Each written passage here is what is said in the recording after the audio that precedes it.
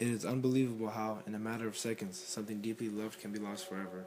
Someone who has done so much and was a part of everyday life, but all of this, unrecognizable until they vanish beneath your very eye. When they're gone, you feel as if you have lost inspiration in your future.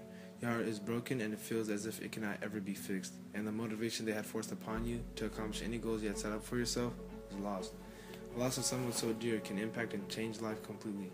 It did for me, and that is why I believe in the importance of life and love. As a child, my father used to always tell me, "You don't know how easy life is for you." I didn't understand this at all because at such a young age, I imagined that life was the same for everyone around the world.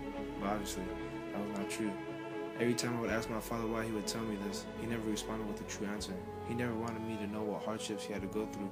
He just wanted me to be happy and be appreciative of the things that I had that many other kids didn't have, especially the things he was deprived from. My father pushed me in my life more than anybody else had. I thought that he only pushed me to be the best so that he could be happy, but I was completely wrong. Everything that he pushed me to do was all for me, and he strived for my success because he was stripped of all of his dreams, his efforts, and his success in Afghanistan due to the Russian invasion. His dreams of becoming a teacher and musician were all put aside because of the war. He was thrown in jail for not cooperating with the Russians, and his lifelong goals were diminished. He was going to join the war and fight the Russians, but his father, not taking no for an answer, insisted that he go with his mother and four sisters to America, leaving everything he had behind. After realizing just part of my father's struggles, I found myself creating a tighter bond with him. Our bond allowed him to open up to me more and learn more about him. It was weird finding out about how similar we were, especially in music. I like instruments like he did, and I wanted to learn one that he wished he had the opportunity to play, but never did. I became obsessed with learning how to play the rabab, an Afghani guitar.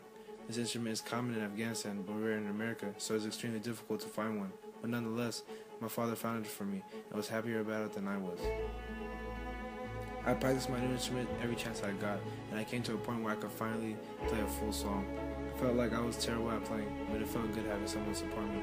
I remember playing one late night. He came into my room and said in my native language, "Shabazli, good job, son." Those little words meant the world to me that day. I felt as if I made him so proud of me. Just as everything in life felt so complete, like it couldn't get any better, became a turning point. I heard some extremely loud coughing coming from my parents' room. I had to see if everything was okay, so I opened the door. As I rushed over to him, he looked at me dead in the eye, white as snow, and he told me, "Take me to the hospital." I had never seen my father in so much pain. In panic, I helped him downstairs, and without a license, I rushed my father to the car and to the hospital. As soon as I helped him into the hospital, the doctors immediately grabbed him and took him away from me.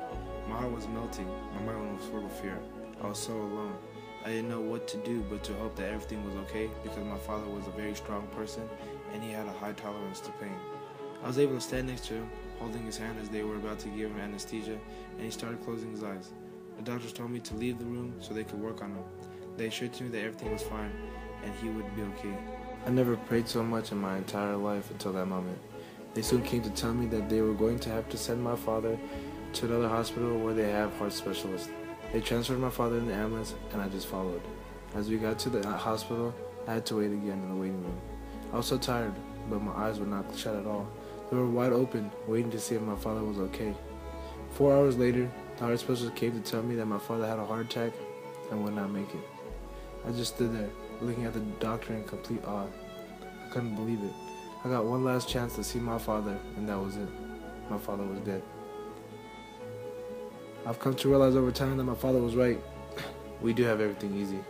His struggle with poverty, lost dreams, and his home country gave him the real things to be grateful for, and that is everything any of us are given. It is true that people have it worse than us, but that doesn't mean we should be ungrateful. We should be grateful, because we don't know what we have until it's gone. Rest in peace, Pops.